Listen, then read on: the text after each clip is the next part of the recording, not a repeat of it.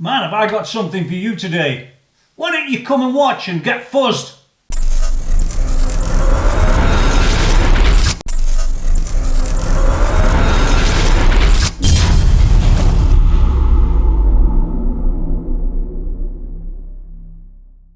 I'm back. And he's back too. I'm back as well, apparently. Alan Bruce, the man with the bass. Is that right?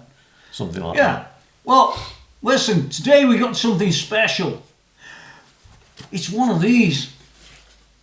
It's from a company called StumpBox Pedals. I know it sounds funny, but it's quite good in its own way, isn't it? What do you think? It is. It's a winner. Don't be short of words, Mr. Bruce. Well, this is unexpected, so, you know. Unexpected. Yeah, very unexpected, but we're going to have a look at this pedal. You'll see it as we go. So let's get right from the off, down there, unbox it, then we can get have a look inside and the rest of it, and then we'll do a demo. Yeah, we're going to get fuzzed. With the silver knob version. Yeah. Well, here it is. The StumpBox Pedals. Well, pedal. And this one, what's special about this one? This is a Get Fuzzed silver version 1, and it's number 3 pedal. That's got to be telling you something. Anyway, let's unbox it and see what we've got here. This is how it comes. It's all very posh, look. All very nice. Yeah. What else we got in here? Let's just tip it all out. Yeah. StumpBox Pedals. Andy Banks, there he is. The man that makes them and designs them, I might add. You get some little feet. You get a pick. But importantly, they include the pedal. Let's have a look what we got in here. But here it is. The green monster itself. And that's how it comes, right? Anyway, we're going to have a look a bit closer.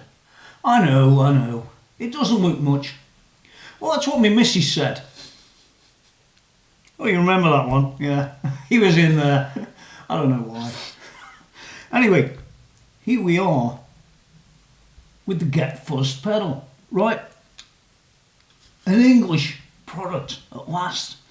Serial number 0003. There's not much more you could say about that. Except that we really should go and have a look inside to see how good this is.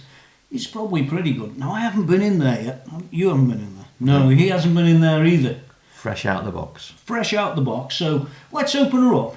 As we always do, take a quick look at what's going on inside and show you some real English quality. I hope there's some in there, by the way. Yeah. Yeah. You built it up. Let's hope it's Yeah, I'm sure there will be. Yeah. It'll be good. Well then, what have we got here? This is the back of it, which you've seen a little bit earlier, but on the inside. Yeah, Andy actually signs it, dates it, does all the stuff he should do, I guess. Especially when you're looking at these type of sort of, well, high quality pedals. There's no getting away from that. This is number 3 as well. Very nice. Yeah, well, let's move that out of the way for now. Let's have a look what Andy's been doing inside here. He must have done something. And surely he has. Taking a look at this device, I mean, we could argue there's not that much in a fuzz pedal, but try telling that to Jimi Hendrix. Yeah, he's been around. Or that other guy, Roger Mayer. I don't even know if he's still around, but if he is, he'll tell you a thing or two about these type of products. Yeah. So as you can see, we've got 2 boards. We've got one with the sort of button on that you press from the outside. Here it is. All very nice. Cabled off across to the top main board. And I can tell you that on the top main board, one of the things that's important about these type of devices is these type of transistors and bits and pieces that are in here. And on this unit, he's using lower gain BC183s and BC182 transistor combos.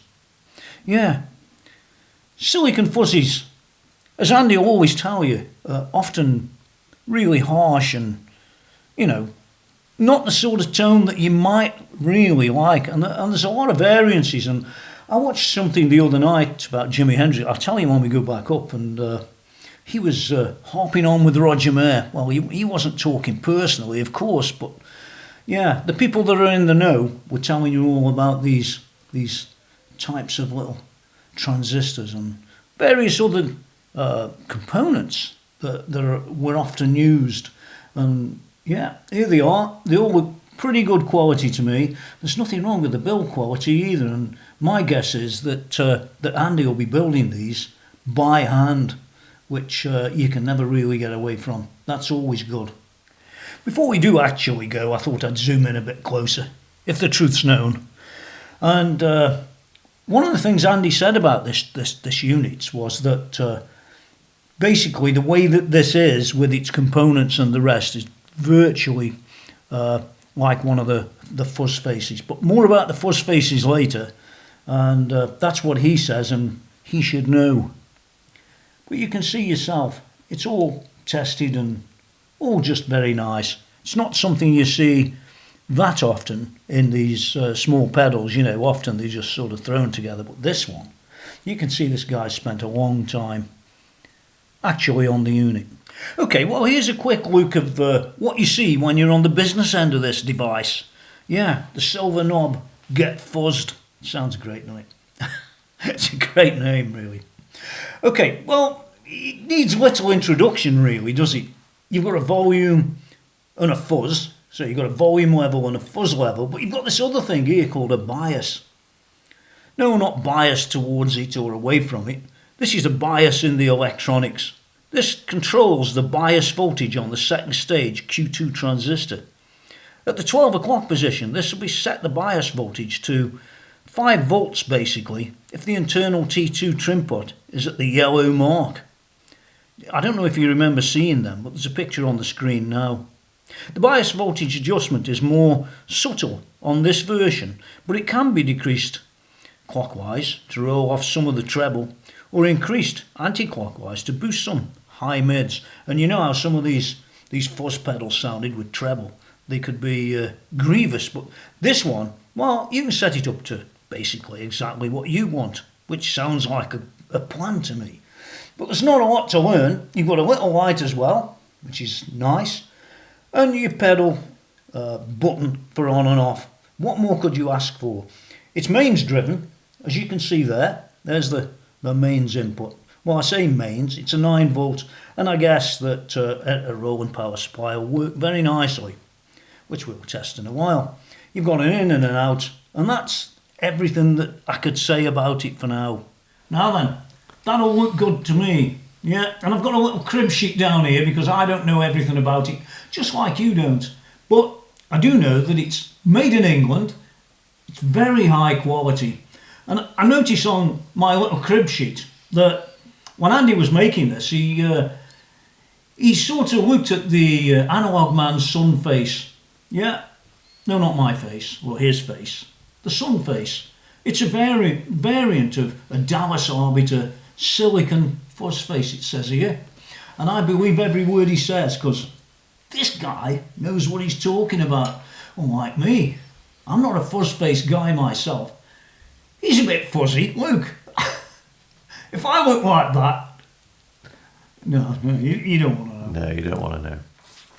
My crib sheet is there. There's not that much to talk about except to say that it's this high quality, and you don't really see high quality in a lot of this stuff. It's sort of thrown together on a machine often, and they make hundreds of them. Analog Man doesn't, I'd agree, but Analog Man costs a lot of money. Well, how much does this one cost? That's a good point. Well, this one costs 159 quid. Mm-hmm. Is that right? It is. Yeah, 159 quid. And you can't argue with that for a custom made.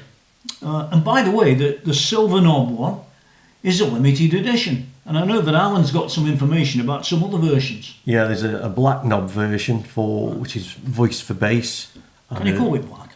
Well, apparently. You can? Yeah. And there's a gold knob version coming, which is supposed to be something special. That's as much as I know about that. Well, so there is more to come.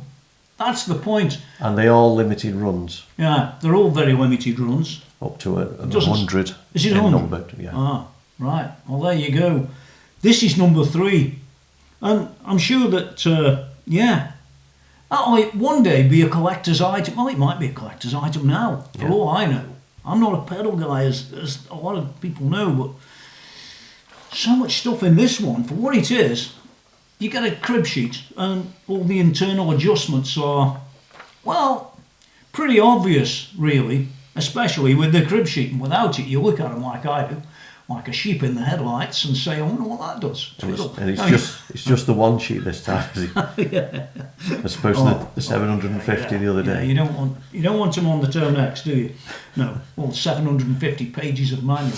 This doesn't need that. It's a one-sheeter. I love it like that. Nice and simple. What you want, plug in, press the button, and away you go.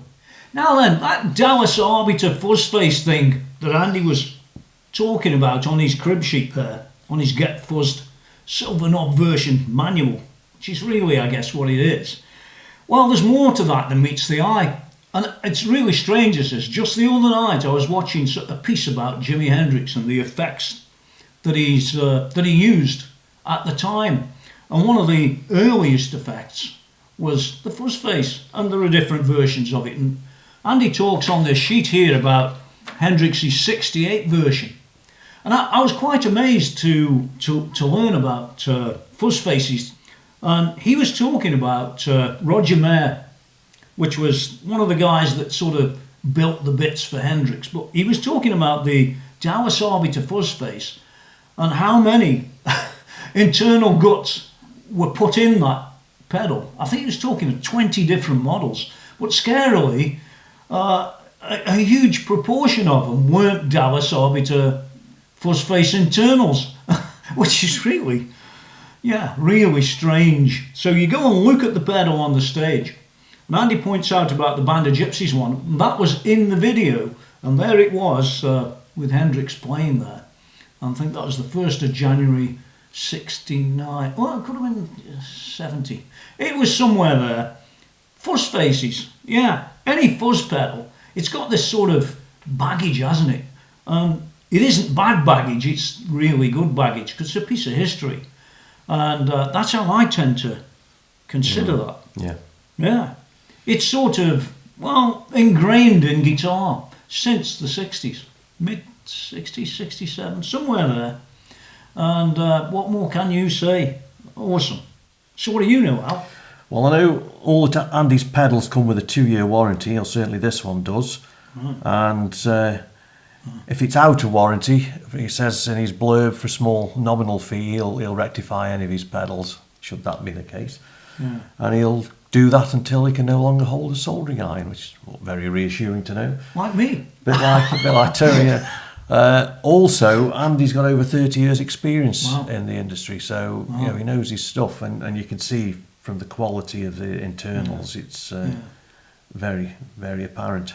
Yeah, it makes a real change, actually, honestly, to actually open the lid. A bit like the Tonex the other day. That was purportedly made in Italy. I did question it a little bit, but not too much. And you don't see this stuff. You see lots of, Far East product coming over the desk here in review after review, and you never actually see anything any really, like that. Custom made, and it's a bit like Analog Man again, isn't it? He's very similar in the way that he is, and if you want to go and try and buy an Analog Man pedal, you might have a bit of a waiting list. I know the one I bought, I waited 4 years to get hold of it, I think. Well, it might have been 3. Yeah, but it was a long time, let's put it that way. When these take off, which they will in a big way, I know they're limited runs, but these specialist guys, they have a way of, if it's a super hit, which it could be, might be this pedal, might be one of the others that Andy makes. And by the way, just while I'm on this, StumpBox Pedals Co. UK is where you can go and find out a lot more about him. I'll put all the links down in the text anyway, as I always do. Okay, so I'm going to bring that little picture up again now. It's somewhere about there in front of you. And you can see them components once again. And I just wanted to go over them a little bit because, the fact is, the highest quality stuff that you can probably buy today, you know what it's like out there. There's a lot of, there's even, fake chips and fake transistors these days, believe that or not. And can you tell? Well, you can tell later, yeah.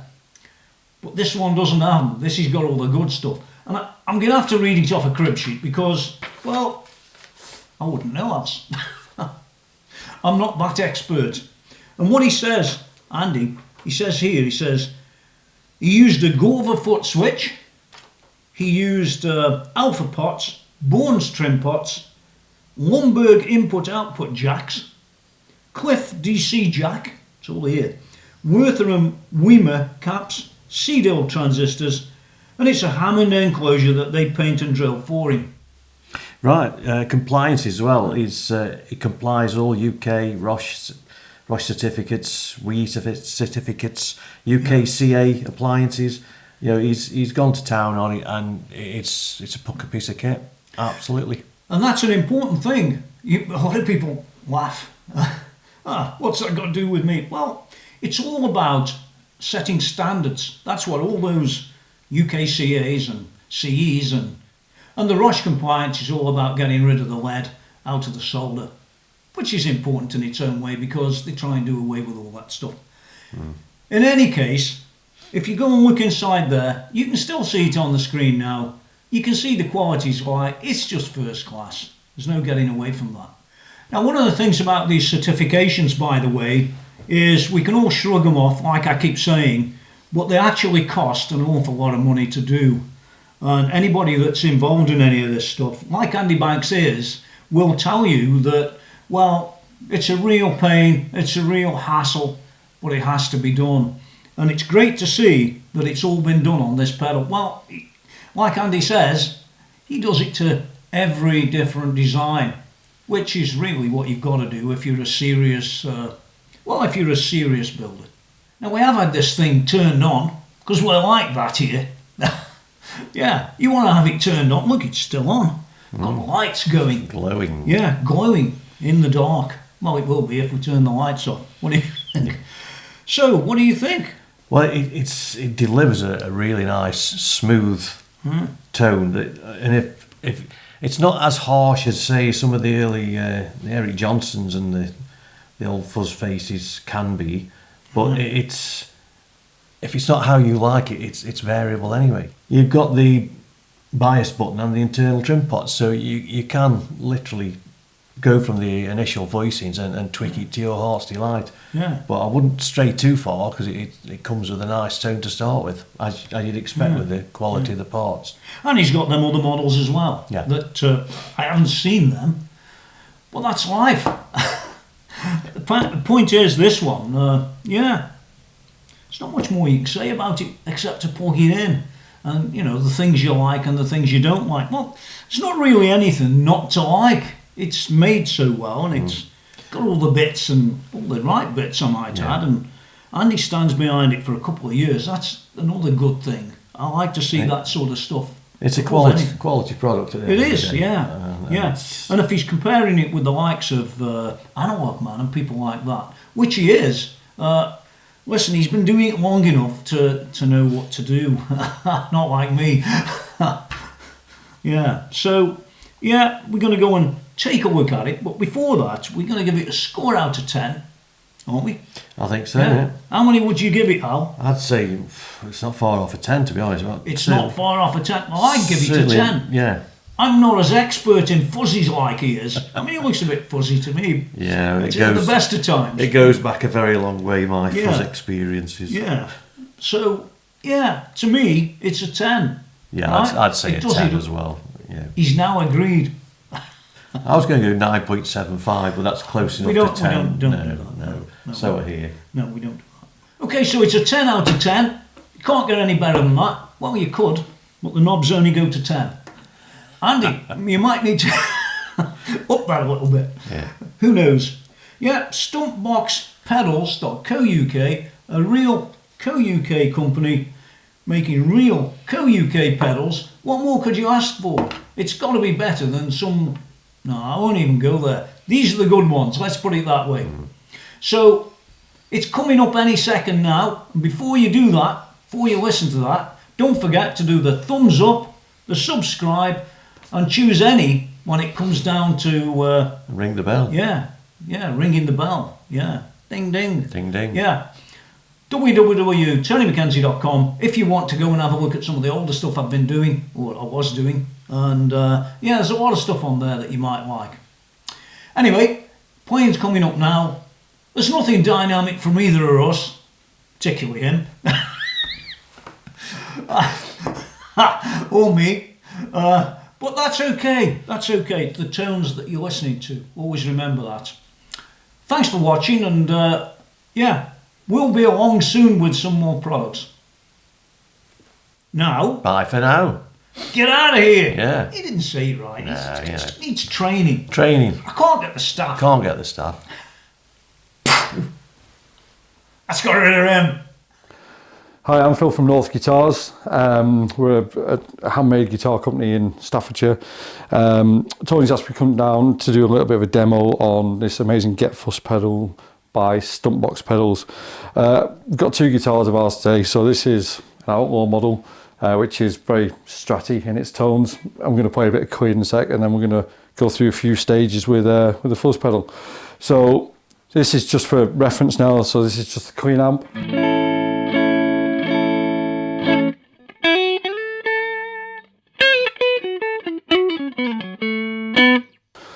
And we're going through a Marshall 2525 H, which is one of Tony's fabulous amps that he's got here. So this one here. We're literally just going to run this on clean for now. I'm going to put a bit of dirt behind it a bit later on, and we'll see how it sounds. So we're just going to put the first setting on the pedal, which will probably appear on screen now. And this is just a mild fuzz at the minute. So this is just quite easy going to start off with. So we'll start off on the net pickup.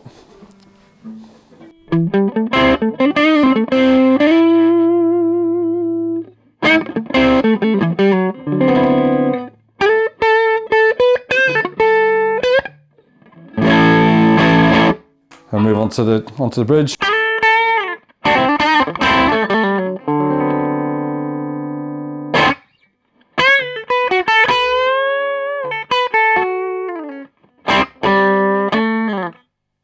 So we'll start going the neck again for the crunch.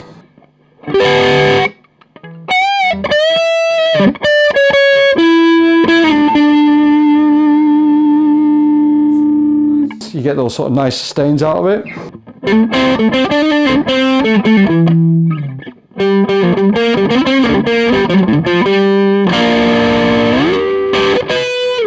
But it also cleans up, if you just roll back a little bit, it cleans up really nicely, so you get sort of nice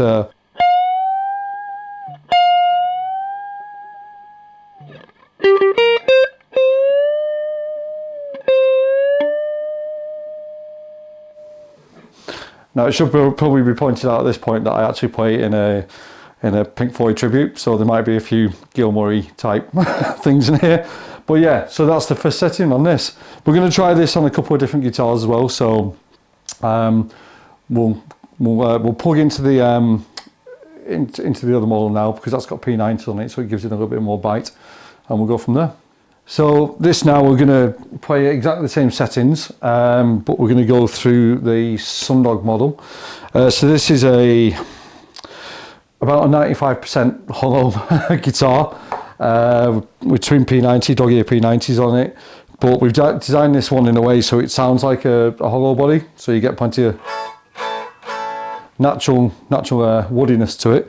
But it only actually feeds back pretty similar to to something like a Les Paul. We've done special things inside here to make sure that it only does that. So I'm going to play just again through the clean channel, just so you've got a reference of this guitar. So I'll go first of all on the bridge.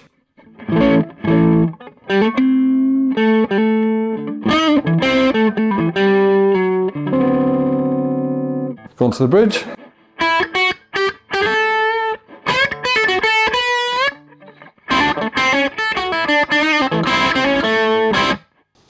So that's on the clean, but obviously these have got a little bit more bite. And then we get onto the fuzz. So this is the fuzz on relatively clean.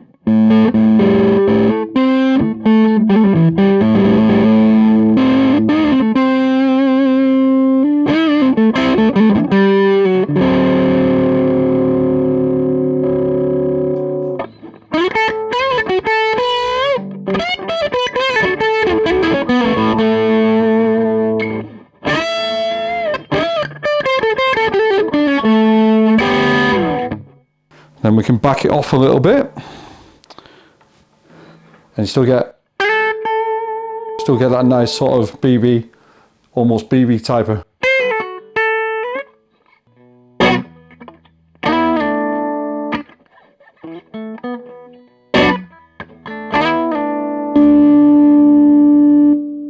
So it still cleans up quite nicely on that.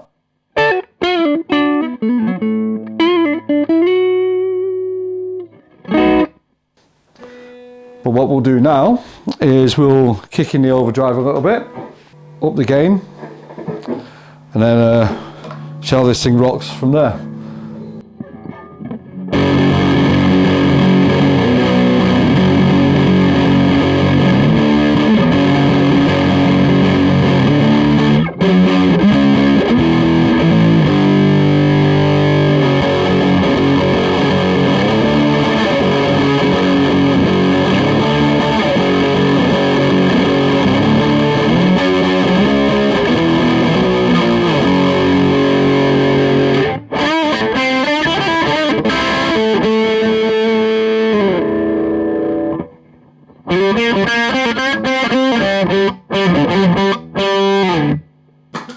So yeah, so that really pushes the pedal right through.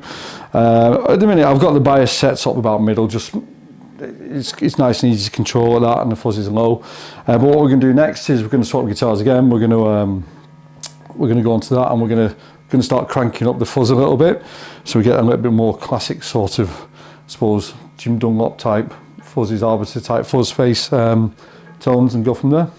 So we've got the outlaw back up again. So as you can see from the picture, we've now set the fuzz level at about halfway. So this is going to give it a bit more grit, and you'll find that the sustain tends to kick in a little bit more now as well. So when I use this pedal, when I'm playing with the guys at sort of the Floyd Tribute, I tend to have the fuzz set quite low, and I have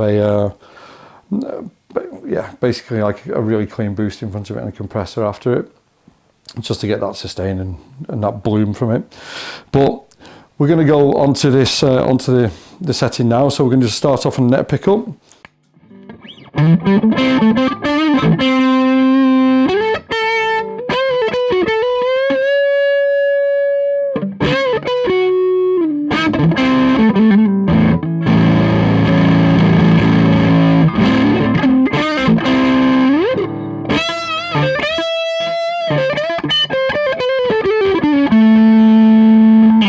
Onto the neck.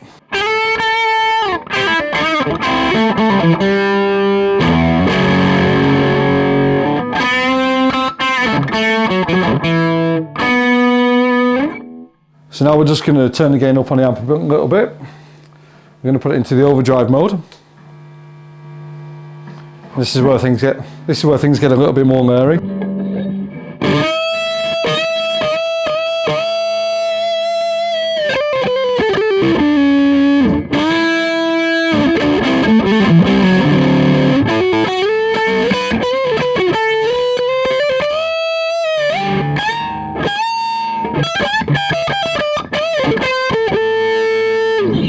Onto the bridge pickup.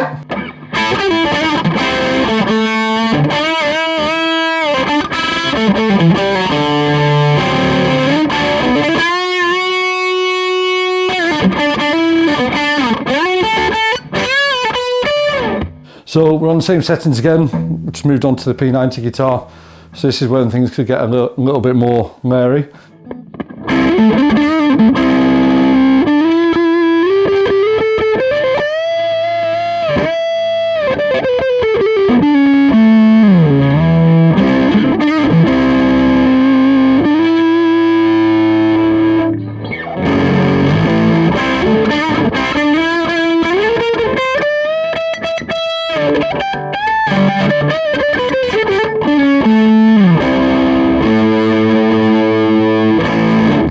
So now again we're going to go through the clean amp, run the single coils again, and now we've got, as you can see, we've got the fuzz turned about 3/4 of the way up. I don't tend to go much more than that on a fuzz myself personally, but Some might do, but you'll see the marked difference in this now. So we'll step on the fuzz and give it a go.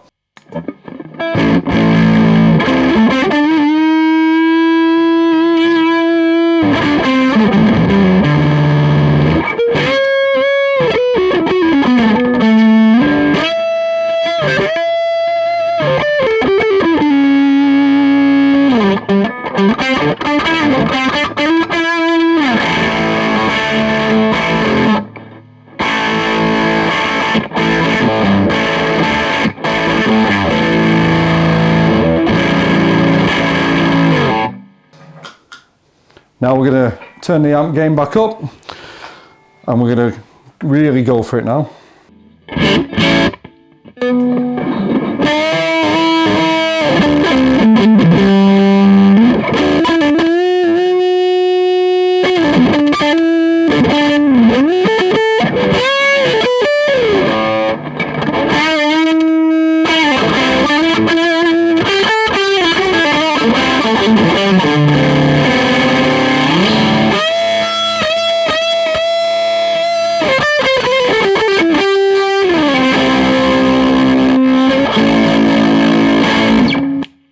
So again, we moved over to the P90s on the Sudnog, and again, it's at 3/4 for the fuzz. So it's going to get quite muddy, I think, with this, but it's part of the charm really, isn't it?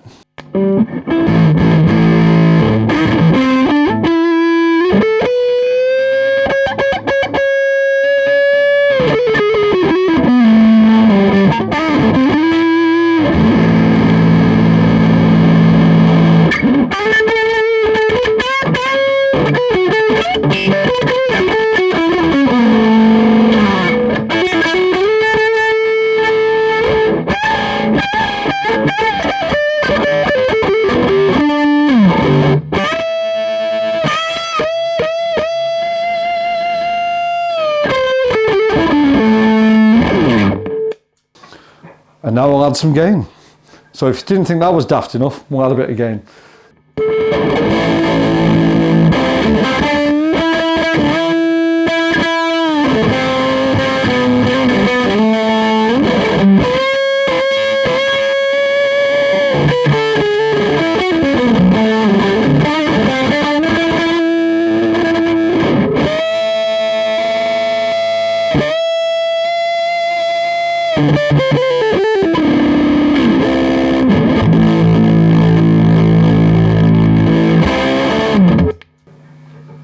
And that's my bit. I'm going to hand you back over to Tony now. Thanks very much for watching, and hopefully I'll see you again in one of the other videos. Yeah, so there's Phil. Good old Phil. I tried to do that, but I sounded as crap as I usually do. And he's in one of these bands that you get to hear of these days. And which one is it, Phil? Absolute Floyd. We'll be starting touring about July this year. We think it's a relatively new project, but we'll be in theatres near you, and hopefully it will sound a wee bit better than that. But yeah, but you might not be near some of them. Yeah, well, some of these, if you're in the States, I'm sorry, unless you want us down at Red Rocks, more than happy to do that. But yes, so but I'd like to say thanks to Tony for letting me come on. Thanks for letting me bring the guitars on as well. Hopefully we'll have some more on in the future. I'll put a bit of thing in the text about the guitars and the pedals as well, so you can go and find them, that sort of stuff. Anyway, until next time. I'm Phil. I'm Tony. Get out of here!